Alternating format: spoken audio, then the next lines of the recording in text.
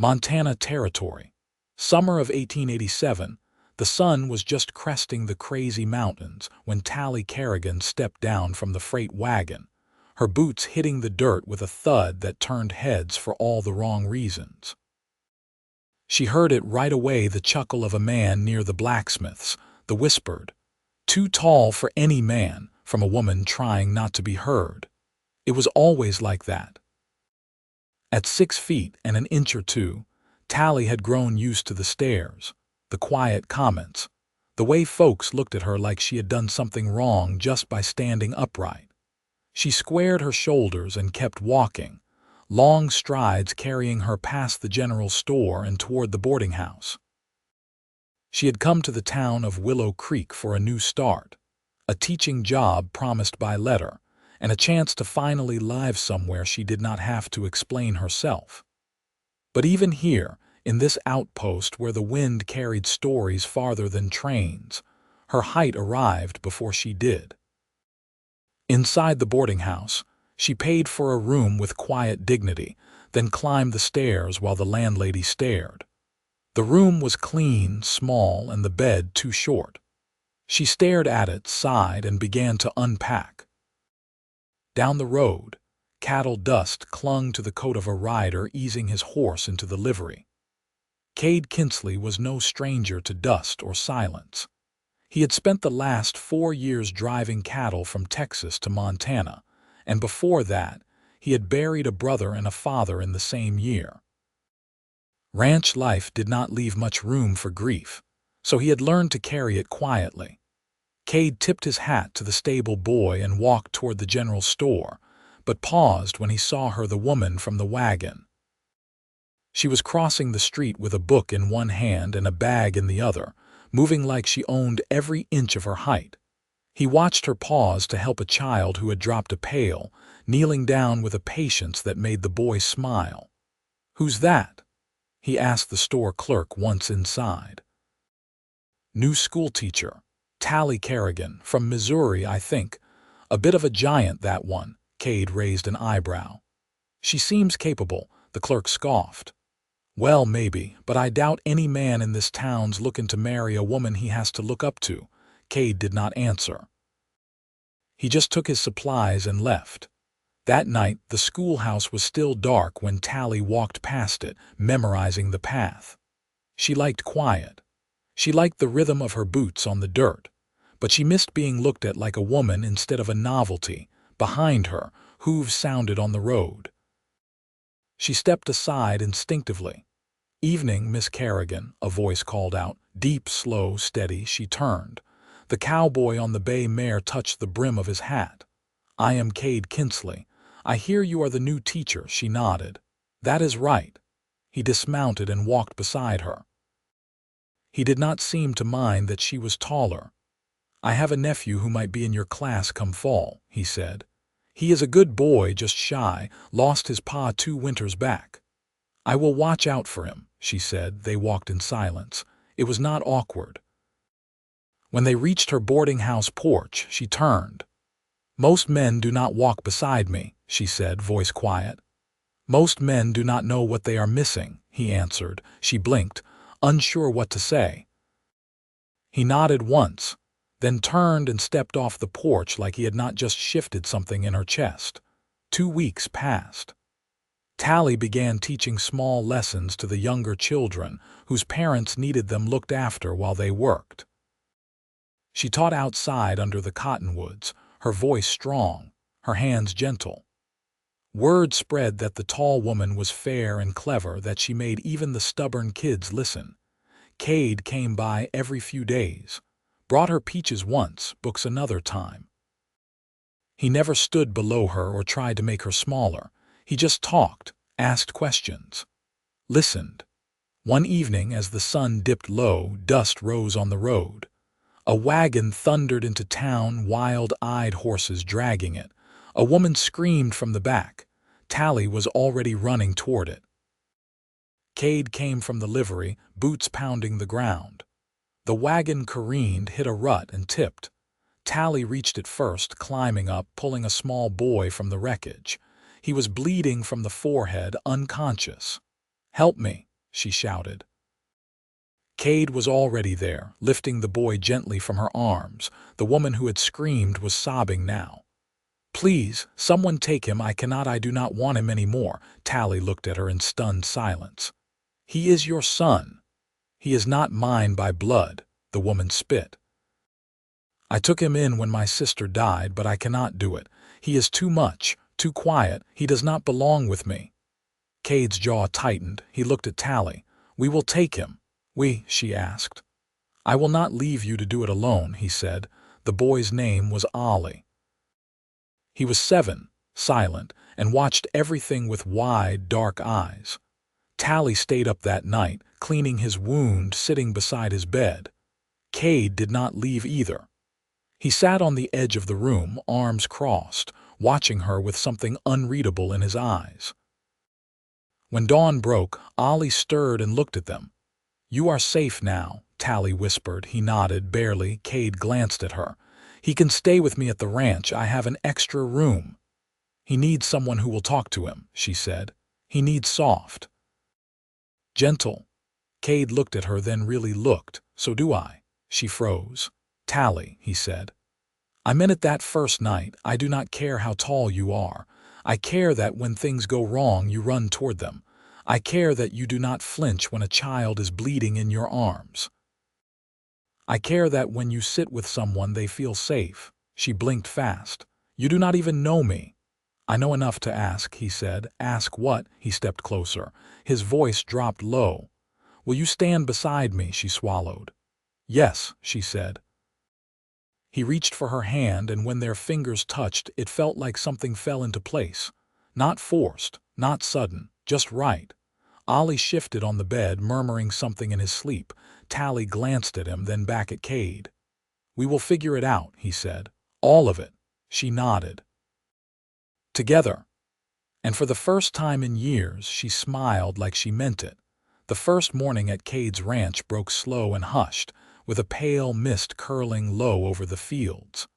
Tallie stood in the kitchen, sleeves rolled, apron tied around her waist, turning dough out onto a floured board. The stove crackled quietly behind her, and the scent of coffee hung thick in the air. Ollie sat at the table, chin propped on one hand, eyes following her movements.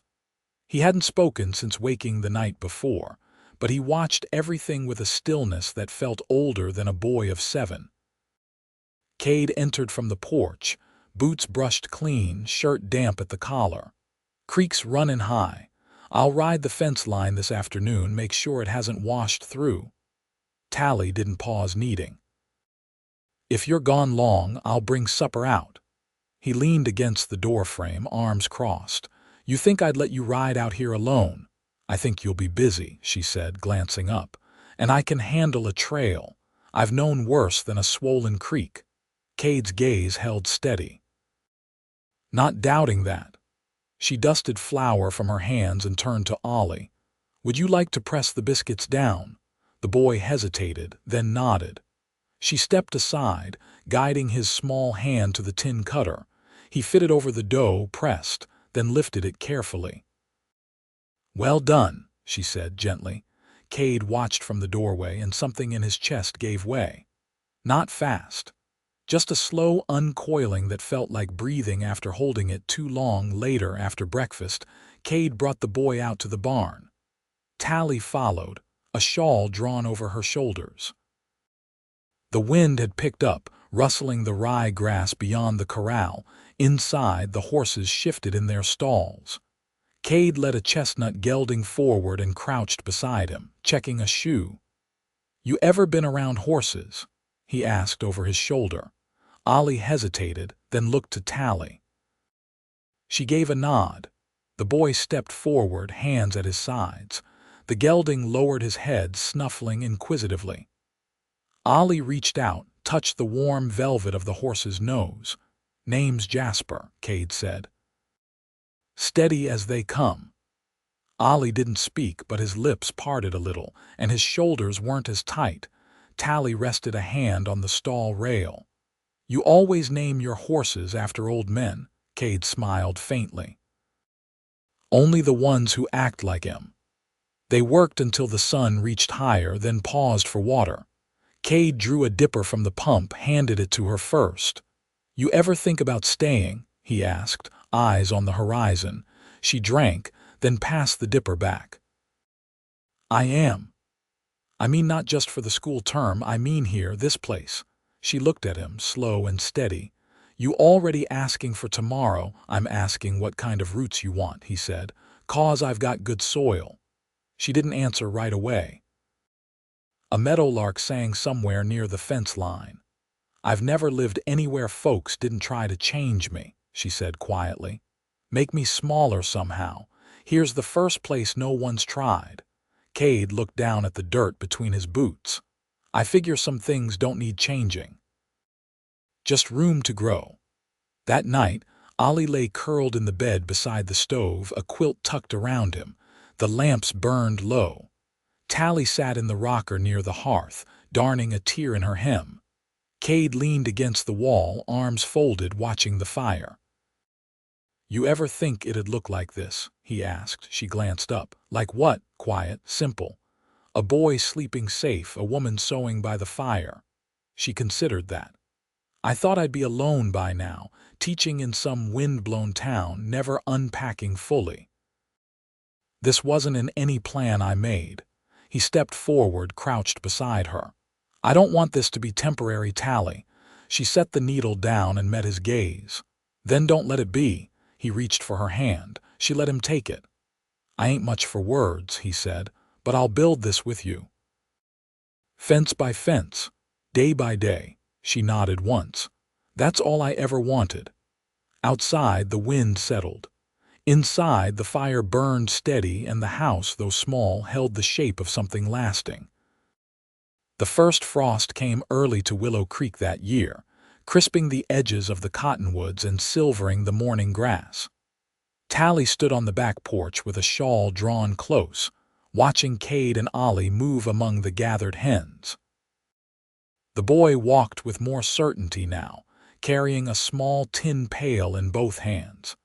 Kade kept a slow pace beside him, letting the child set the rhythm. Tallie turned toward the kitchen when she heard the screen door creak open behind her. "Mrs. Delane's boy came by," said Mrs. Archer, the boarding house landlady. "Said the school board wants a word before the next town meeting, something about the winter term." Tallie nodded, brushing a loose strand of hair from her cheek. "I'll ride in after breakfast." Mrs. Archer hesitated, then eyed the yard. "That man's not just helping with the boy." "No," Tallie said plainly. "Well," the older woman said, tugging her shawl tighter, "I suppose some folks might have been wrong about what you were meant for." Tallie didn't answer. The morning sun had caught Kade's profile just then, and there was something in the way he bent to listen as Ollie pointed toward the hen house, a quiet ease that didn't come from obligation. It came from choosing.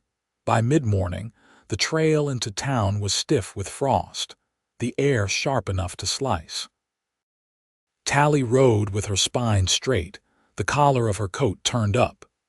She tied her mare outside the mercantile and stepped into the meeting hall behind it, where the school board met twice a month. 3 men sat at the table: Mr. Halpern, Mr. Cleary, and Reverend Shaw. They nodded as she entered but didn't stand. "We've had a letter," Halpern began, folding his hands. "From the county clerk out of Virginia City. They're shifting funds this winter. Might be there's only enough for 1 teacher till spring." Tallie kept her expression still. "And you're choosing someone else." Reverend Shaw cleared his throat. "It's not about performance. You've done fine work, but we've been asked to hire a local if possible." "I teach 7 children from 3 families," she said. "No one else in town has the training." "There's a widow from White Sulphur Springs," Cleary added. "She taught in a mining camp for 2 years. She's kin to the McCraes." Tallie nodded once. "When does this take effect?" "End of the month." She thanked them, turned, and left without another word. Outside, the air felt heavier than when she'd arrived. She didn't mount right away, just rested a hand on the pommel, eyes on the western hills. She'd thought this place was different. The ride home was longer than the road allowed for. She took a cut through the draw past the creek, not ready to bring news through the front door just yet. The cottonwoods there still held a few stubborn leaves, golden and rattling in the wind. Kade found her near the corral later that afternoon, where she was checking the latch on the gate. He leaned one shoulder against the post, arms crossed. "You didn't ride straight back." "No," he waited. "They're replacing me.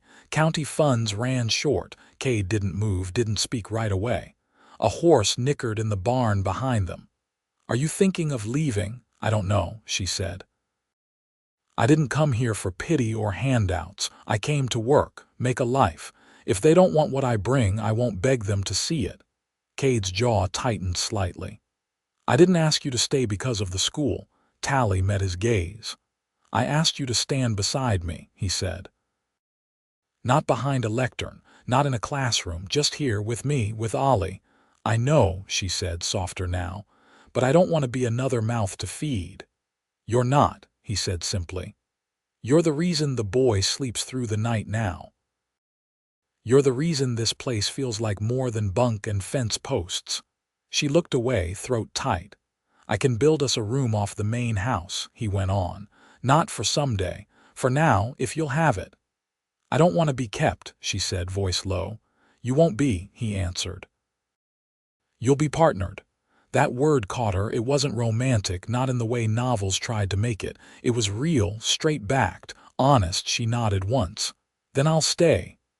They didn't kiss. Not then. He just reached out and took her hand, and for a long moment they stood in the fading light, the wind curling around them like a promise. That night she told Ollie about the change. He didn't cry. He simply leaned against her and whispered, "Do I still get to stay?" "You're home," she said. "No one's taking that." He nodded and curled up close. Later, Kade opened a drawer in his father's writing desk and pulled out a worn ledger. He set it on the table, found a blank page, and wrote, "Tallie Carrigan, partner in all things from this day on." He didn't tell her he'd done it. He just left the book open where the morning light would find it.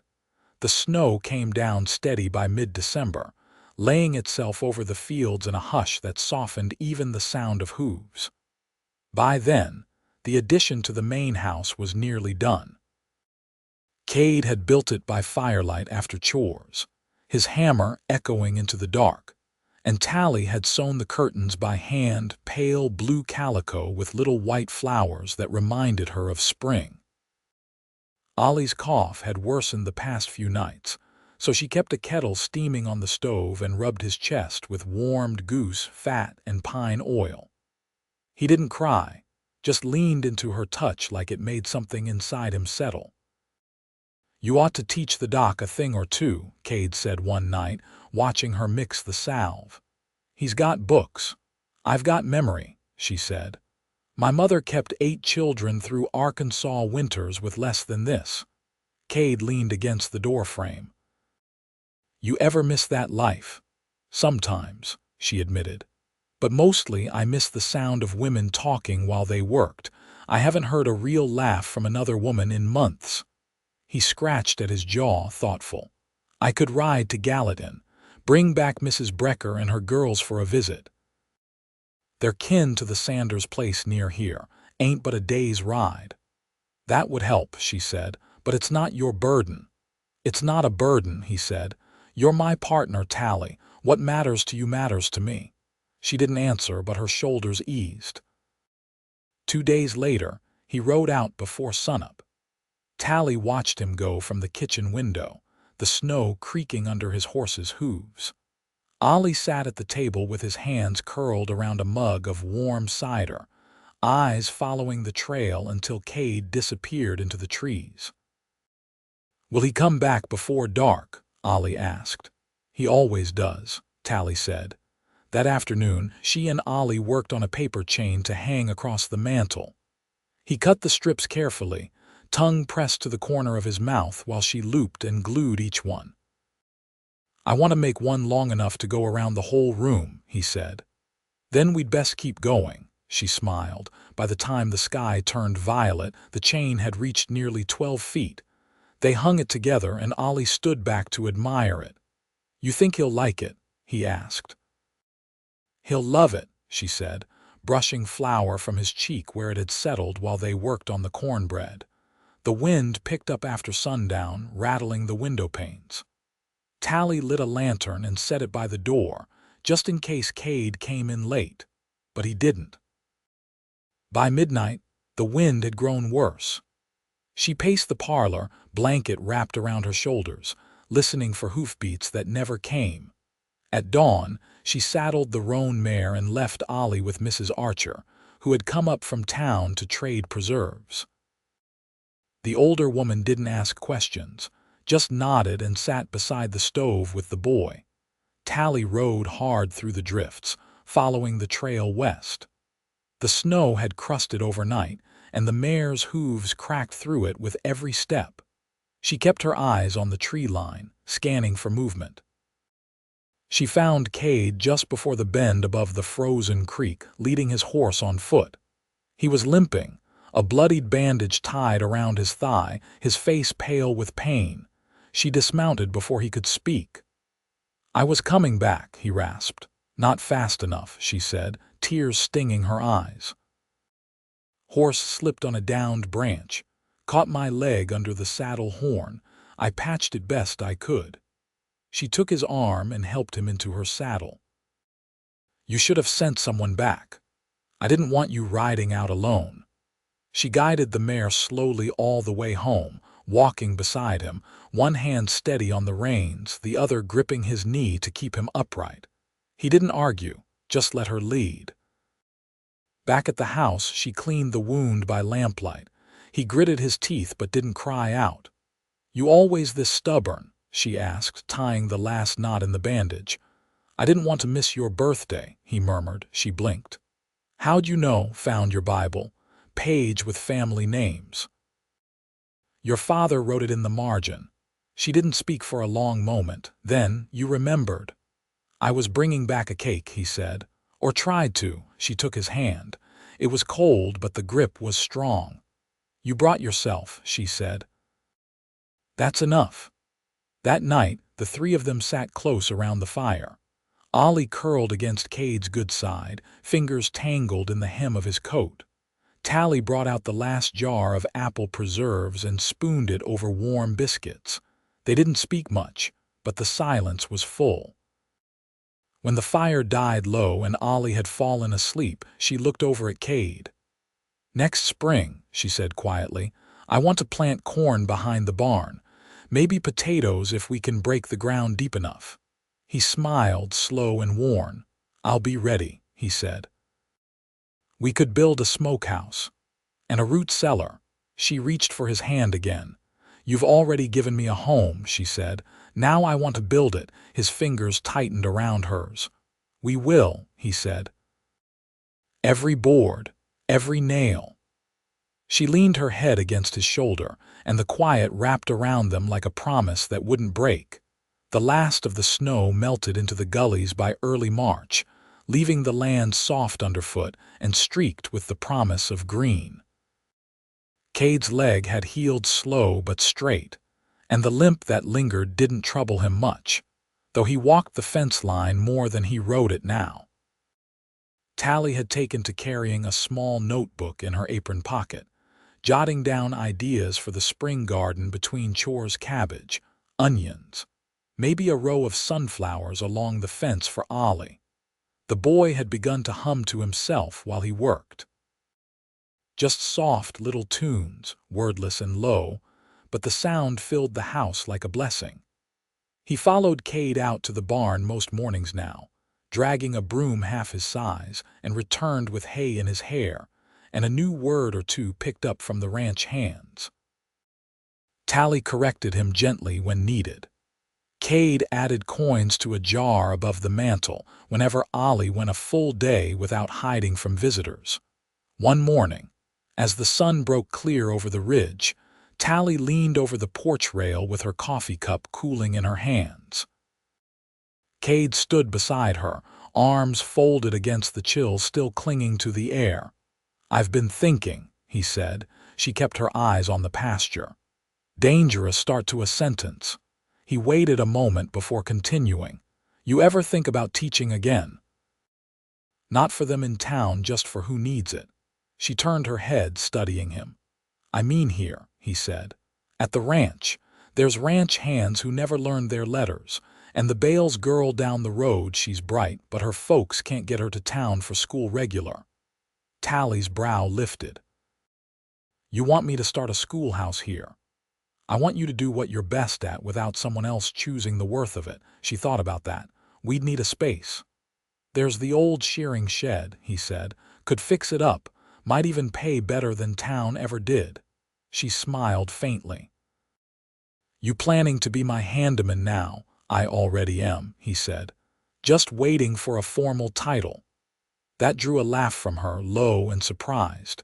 She turned fully to face him. "You really mean to make this permanent?" "I already have," he said, reaching into his coat pocket. He brought out a narrow ring of twisted copper and bone, simple, but finely made. "Had this made last fall. Was waiting till your hands weren't full with tending fever or chasing chickens."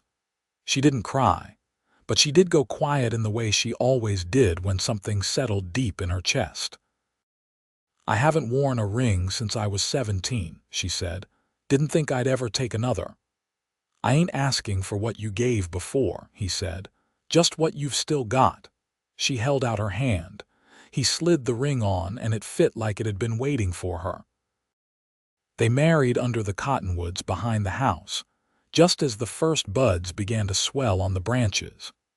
Kade wore his father's vest, and Tallie wore a deep green dress that Mrs. Archer helped stitch from bolts brought in on the spring freight. Ollie stood between them with a sprig of sage tucked behind his ear, solemn as a preacher. Reverend Shaw came up from town, though he didn't linger after. The townspeople had stopped whispering about Tallie Carrigan's height or her place in Kade Kinsley's home once they saw the fence mended, the barn roof patched, and the boy who ran barefoot through the grass instead of hiding from the world. They built the schoolhouse together that summer. The shearing shed got a new roof, a clean floor, and 6 desks made from old pine boards. Children came from as far as 18 miles out, some on horseback, others tucked in buckboard wagons. Tallie taught them letters and numbers, but also how to listen, how to wonder. Kade helped with the older boys when they got restless, showing them how to shoe a horse or mend a stirrup, keeping their hands busy while their minds caught up. Ollie sat in the front row each day, pencil gripped tight, his face set with quiet focus. By autumn, he was reading aloud without stumbling. When the harvest moon rose full, they sat together on the porch, Tallie, Kade, and Ollie, watching the fields glow pale gold. A quilt draped across their laps, and Kade's hand covered hers where it rested on her knee. "You ever think we'd get to this?" he asked. "No," she said. "But I hoped." He looked over at her, eyes creased with the kind of contentment that doesn't need words. "You were the only thing I didn't know I needed," he said quietly. She turned her head, kissed his temple. "And you were the first thing I didn't have to shrink for." Beside them, Ollie leaned against her side, half asleep, fingers curled in the fabric of her dress. The wind passed through the cottonwoods, carrying the scent of earth and firewood. The night was cool but not cold. The house behind them was quiet, and the land stretched out wide and waiting before them. They had built something steady. Not perfect, but real, and that was enough. It would always be enough.